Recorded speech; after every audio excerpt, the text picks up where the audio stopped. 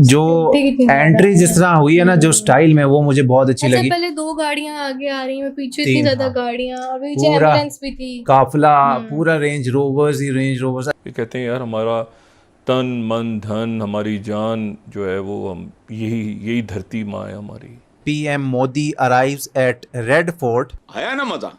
कमाल किस्म की एक एंट्री हुई है। लाल किला बहुत प्यारा सजा हुआ है, बहुत ही काफी खूबसूरत। ज्यादा लोग भी हैं उधर। इन दोनों में डिफरेंस क्या है? बेसिकली चीज देखनी है कि हमने दोनों में तरक्की किसने की है। वेस्ट से पैसे लेकर आप अपना सारा जो है वो पूरा करेंगे, तो फिर ऐसी सिचुएशन में जो कंट्री भी आईएमएफ के पास होगा, क्या आप उसको इंडिपेंडेंट कह सकते हैं? ना वो पीएम मोदी को निकालने लगते हैं ना, पहले गार्ड उनकी सारा मुआयना हाँ, वो कर रहे सारा होते हैं, मुआयना सब करते हैं, व्यक्तियों वो से बाहर क्लियर निकालते हैं। करते हैं, तो फिर बाहर वो कहते हैं अब दरवाजा खोलते हैं। मैं इंडियन अवाम से ये पूछना चाहूँगा कि कभी आप सोच सकते थे कि इंडिया के किसी वजीर आजम की पाकिस्तान के सड़कों पे खड़े होकर तारीफ हो रही होगी? किस बेस पे हो रही होगी कि उसने कोई काम किए, अपने लोगों के लिए काम किए? क्योंकि आईएमएफ के पास जब आप हैं तो आपको अपनी सारी पॉलिसीज जो हैं वो आईएमएफ के कहने पर ही बनाना पड़ती हैं, तो फिर ये डिपेंडेंस ही हुई ना, वो इंडिपेंडेंस तो नहीं हुई। इंडिया चौथी बड़ी इकोनॉमी है, पाकिस्तान इकोनॉमी के कौन से नंबर पर आ रहा है? पहले 50 में, पहले 10 में, या पहले 5 में? पाकिस्तान इनमें बिल्कुल ठीक है, इसलिए तो मैं प्राइम मिनिस्टर नरेंद्र मोदी जी का फ़ैन हूँ।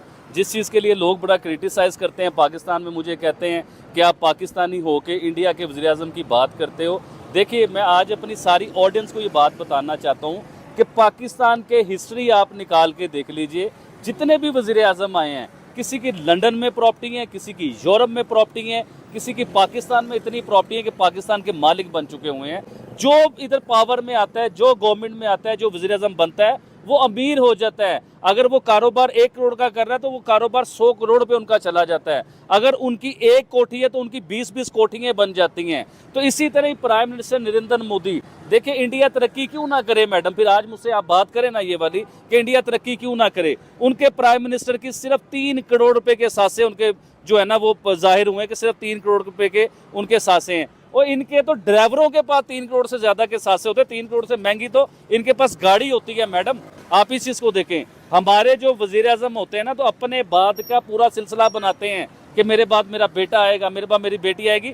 मोदी साहब के बाद कौन आएगा, मुझे आप बताइए। मोदी साहब का मुझे अपना घर दिखाएं जरा, किस किस्म का उनका घर है। एक सिंपल से एक रूम में रहते हैं। अच्छा, अभी रिसेंटली मैं इंडिया के यहाँ पर आबिद भाई मुझे ये बताएं कि नरेंद्र मोदी से या भारत की तरक्की से आपको क्या फायदा? बड़ी ज़बरदस्त आपने सवाल किया और बड़ा अच्छा इसका जवाब भी है। ये आपने सही कहा। आपके कहने का मकसद ये है कि इंडिया की जो तरक्की है उसमें आपका क्या फ़ायदा है, आप क्या बात कर रहे हो। देखिए मैडम, मेरा रोल है इसके बीच में। आज मैं ये बात करूँगा तो मेरी आवाम में शऊर आएगा ना कि देखिए एक सिंपल इंसान वज़ीर आज़म है, 150 करोड़ से ज़्यादा की आबादी का वो वज़ीर आज़म है।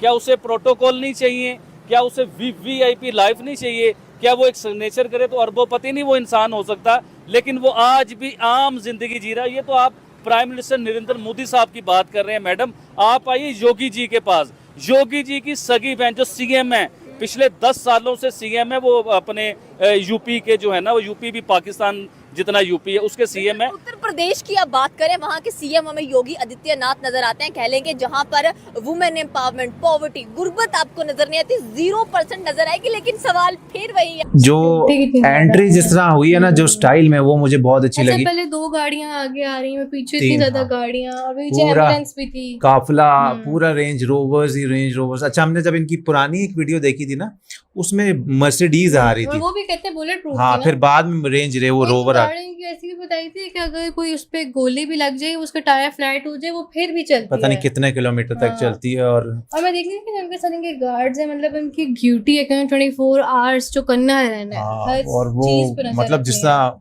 कमाल किस्म की एक एंट्री हुई है।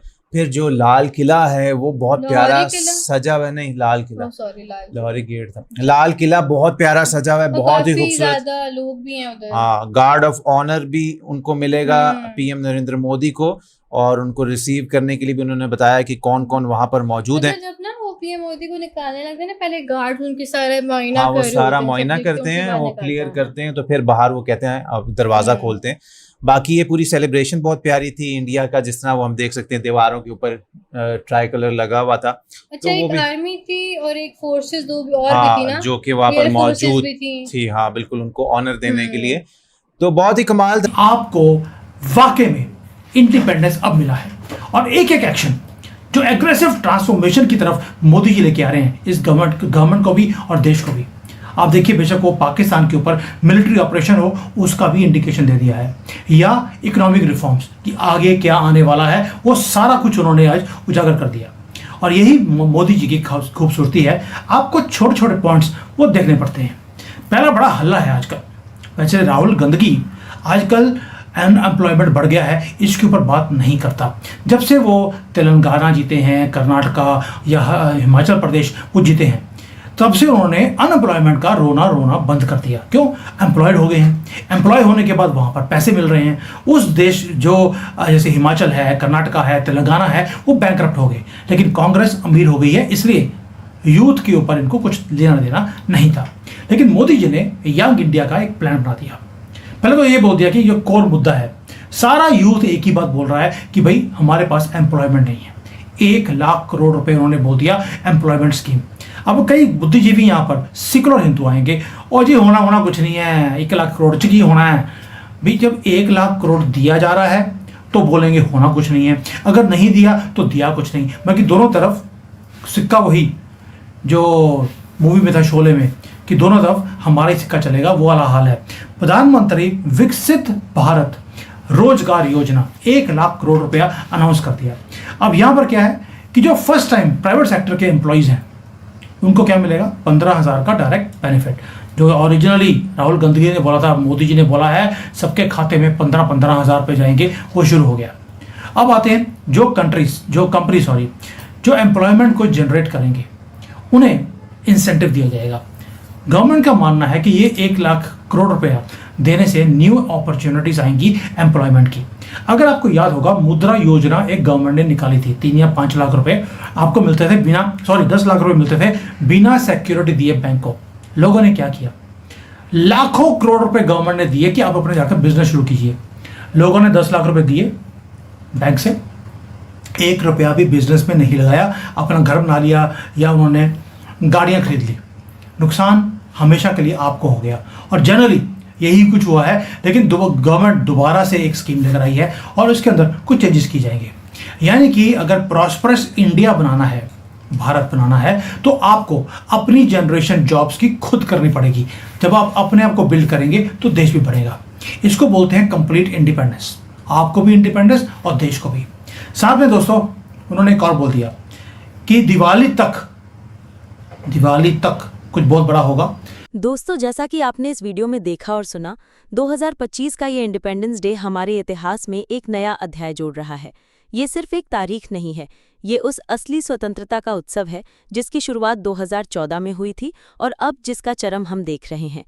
2014 में नींव रखी गई थी आत्मनिर्भर भारत की, मजबूत भारत की, और आज 2025 में ये नींव एक विशाल इमारत में बदल चुकी है। ये वो भारत है जो अब आदेश नहीं लेता, आदेश देता है। ये वो भारत है जो अब धमकियां से डरता नहीं, धमकियां देने वालों के घर में घुसकर जवाब देता है। मोदी जी के नेतृत्व में हर एक कदम, चाहे वो पाकिस्तान पर मिलिट्री ऑपरेशन हो, 1 लाख करोड़ की रोजगार योजना हो, MSME को राहत देना हो, महिलाओं को सशक्त बनाना हो या फिर पुराने औपनिवेशिक कानूनों को खत्म करना हो, सबने मिलकर इस देश को एक नई दिशा दी है। आज हमारी सेना को पूरी स्वतंत्रता है कि वे कब और कैसे जवाब दें। हमारे किसान को उसका पानी वापस मिला है जो दशकों से पाकिस्तान की तरफ बहाया जा रहा था। हमारे युवा अब सिर्फ नौकरी ढूंढने वाले नहीं, बल्कि नौकरी देने वाले बनने की ओर बढ़ रहे हैं। हमारी नारियां अब सिर्फ घर की चारदीवारी तक सीमित नहीं, बल्कि स्पेस, डिफेंस, स्पोर्ट्स और बिजनेस में नई ऊंचाइयां छू रही हैं। दोस्तों, 2047 का विजन सिर्फ एक सपना नहीं है, ये एक योजना है, और ये योजना तेजी से धरातल पर उतर रही है। सोचिए, जब दुनिया रिसेशन से जूझ रही है, तब भारत 6.5% से भी ज्यादा की दर से बढ़ रहा है। जब दुनिया महंगाई की मार झेल रही है, तब हमारे यहाँ इन्फ्लेशन कंट्रोल में है। जब कई देश कर्ज में डूब रहे हैं, तब हम रिकॉर्ड एग्रीकल्चर प्रोडक्शन और 5 लाख करोड़ से ज्यादा का एग्रो एक्सपोर्ट कर रहे हैं। और ये सब इसलिए मुमकिन हुआ है क्योंकि अब भारत की सोच बदल गई है। अब हम भीख नहीं मांगते, हम सौदे करते हैं। अब हम इंतजार नहीं करते, हम पहल करते हैं। अब हम डरते नहीं, हम टकराते हैं। ये नया भारत है जो अपने दुश्मनों को भी हैरान कर दे और अपने दोस्तों को गर्व महसूस कराए, जो अपने उत्पाद दुनिया को बेचे और दुनिया की टेक्नोलॉजी भारत में बनाए, जो अपने संसाधनों का इस्तेमाल खुद करे और अपनी ताकत को दुगुना करे। और दोस्तों, सबसे बड़ी बात, अब भारत सिर्फ सरकार से नहीं बल्कि हर भारतीय से बन रहा है।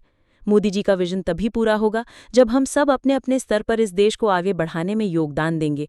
चाहे आप किसान हो, व्यापारी हो, छात्र हो या प्रोफेशनल, हर किसी का योगदान मायने रखता है। तो आइए आज के दिन सिर्फ तिरंगा लहराकर ही नहीं बल्कि एक प्रण लेकर जाएं कि आने वाले 22 साल में 2047 तक हम भारत को विकसित राष्ट्र बनाकर रहेंगे। ये वादा सिर्फ मोदी जी से नहीं, ये वादा अपने बच्चों से, अपने पूर्वजों से और इस मिट्टी से है। याद रखिए, पुराना इंडिया 15 अगस्त 2025 को खत्म हो चुका है। नया भारत गर्व से, ताकत से और आत्मनिर्भरता से खड़ा है। अब हम दुनिया में सिर्फ मौजूद नहीं रहेंगे, हम दुनिया को लीड करेंगे। तो दोस्तों, एक बार फिर भारत माता की जय, वंदे मातरम, जय हिंद।